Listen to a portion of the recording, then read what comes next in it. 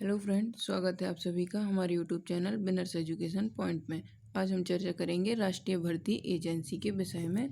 लेकिन दोस्तों, यदि उससे पहले आपने हमारा चैनल सब्सक्राइब नहीं किया है तो हमारे चैनल को सब्सक्राइब कर लीजिए, क्योंकि मेंस से संबंधित, प्रारंभिक परीक्षा से संबंधित और व्यापम की अन्य परीक्षाओं से संबंधित आपको महत्वपूर्ण जानकारी हमारे यूट्यूब चैनल पर मिलती रहेगी तथा मेंस से संबंधित महत्वपूर्ण वीडियो भी आपको प्राप्त होते रहेंगे। और अगर आप हमारा टेलीग्राम चैनल ज्वाइन करना चाहते हैं तो टेलीग्राम चैनल भी ज्वाइन कर सकते हैं, वो भी बिनर्स एजुकेशन पॉइंट के नाम से ही है। वहाँ आपको हमारे वीडियो की फ्री PDF प्रदान की जाती हैं। हम चर्चा करते हैं हमारे जो आज का टॉपिक है राष्ट्रीय भर्ती एजेंसी पर, तो उसके विषय में। तो राष्ट्रीय भर्ती एजेंसी क्यों है?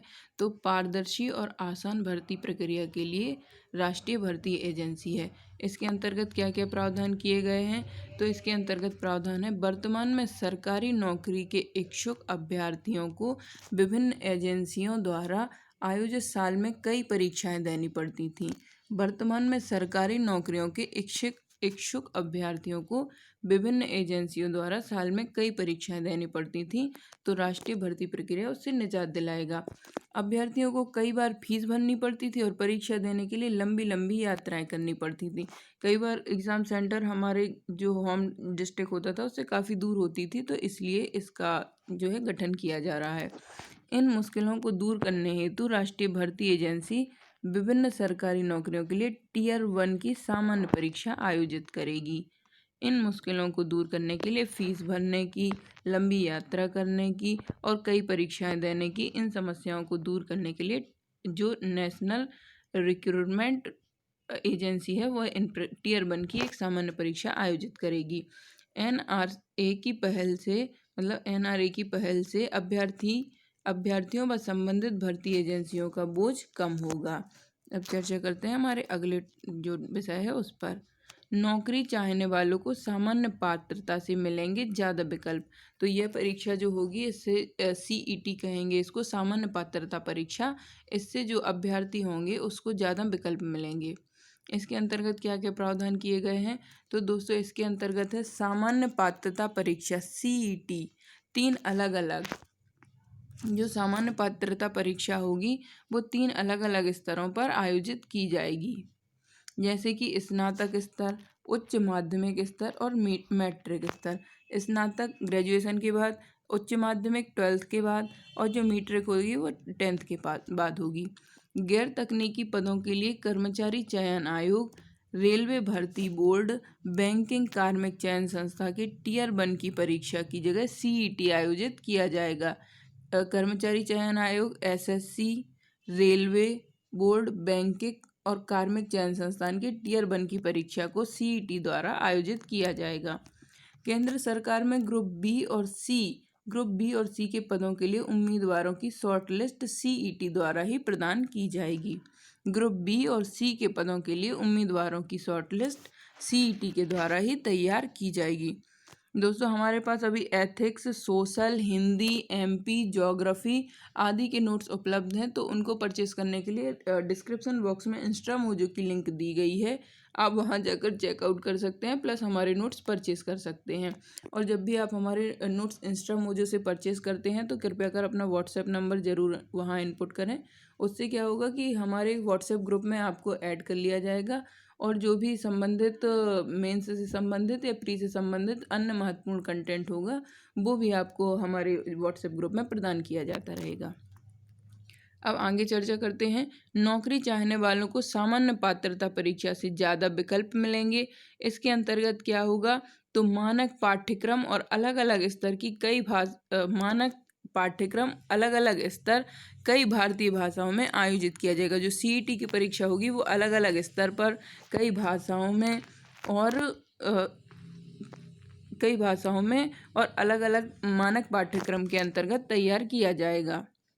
जो CET स्कोर के आधार पर संबंधित भर्ती एजेंसी द्वारा विशेष Tier 1, Tier 2, Tier 3 की परीक्षाओं के जरिए अभ्यर्थियों का फाइनल चयन किया जाएगा। Tier 2 और एक CET हो जाएगा, उसके बाद Tier 2 और Tier 3 की परीक्षा होगी, उसके अंतर्गत विशेष चयन किया जाएगा और फाइनल चयन हो जाएगा। किसी उम्मीदवार का CET स्कोर 3 साल के लिए वैध होगा। 3 साल के दौरान सर्वश्रेष्ठ स्कोर को वर्तमान स्कोर माना जाएगा। इसके बाद उम्मीदवार के प्रयासों की संख्या पर कोई प्रतिबंध नहीं होगा। निर्धारित ऊपरी आयु सीमा मान्य होगी।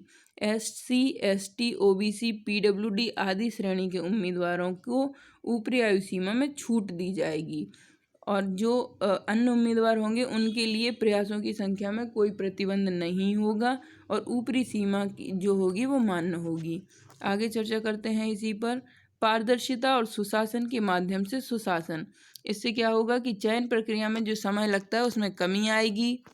चयन प्रक्रिया में समय लगने वाले समय में कमी आएगी। समान पात्रता वाली विभिन्न एजेंसियों द्वारा आयोजित परीक्षाएं अलग अलग देने की मुश्किल खत्म होगी। 1000 से अधिक केंद्रों पर CET आयोजित की जाएगी। 1000 से अधिक केंद्रों पर CET आयोजित की जाएगी और जो 117 आकांक्षी जिले सहित प्रत्येक जिले में कम से कम एक परीक्षा केंद्र होगा। आकांक्षी जिले वे होते हैं जिनमें SC ST के लिए विशेष प्रावधान किए जाते हैं, वो आकांक्षी जिले होते हैं। ग्रामीण महिलाओं और वंचित उम्मीदवारों को बेहतर अवसर मिल सकेगा इसके अंतर्गत। अब चर्चा करते हैं नौकरी तलाश करने वाले NRA को, जो नौकरी की तलाश करने वालों को NRA प्राथमिकता देगी। इससे क्या होगा, उम्मीदवारों को परीक्षा की समय सारणी और परीक्षण केंद्र चुनने का विकल्प मिलेगा। उम्मीदवारों को परीक्षा की समय सारणी और परीक्षण केंद्र चुनने का विकल्प मिलेगा।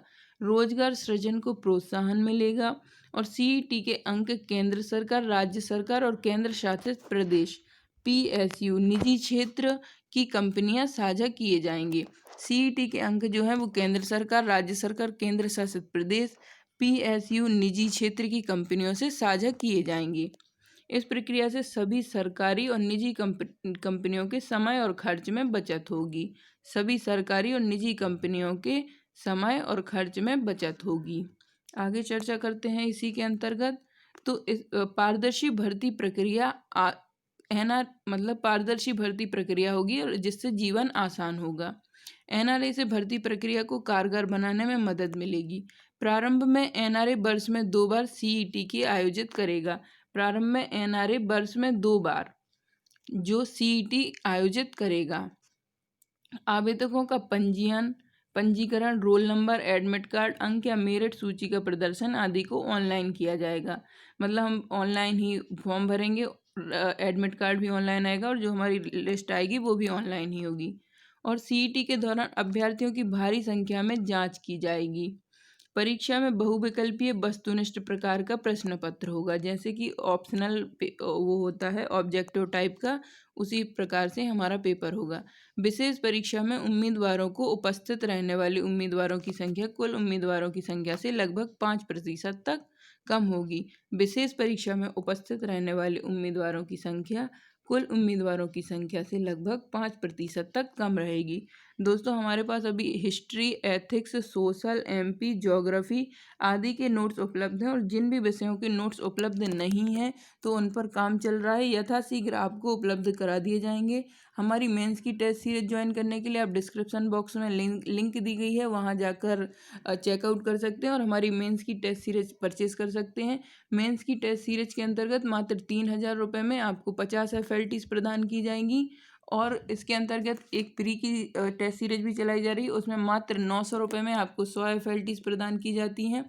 दोस्तों इस समय का भरपूर फ़ायदा उठाइए, इस समय में जितना भी पढ़ सकते हैं पढ़ डालिए, बिल्कुल भी कोताही नहीं करनी चाहिए हमें पढ़ाई को लेकर। और आप हमारे जो नोट्स हैं वो आपको बहुत ही न्यूनतम शुल्क में प्रदान किए जा रहे हैं, तो आप इंस्टा मोजो की लिंक जो कि डिस्क्रिप्शन बॉक्स में दी गई है वहां जाकर चेकआउट कर सकते हैं और हमारे नोट्स को परचेस कर सकते हैं। धन्यवाद दोस्तों, मिलते हैं अगले वीडियो में। कमेंट करके ज़रूर बताइए हमारी यह जानकारी कैसी लगी आपको।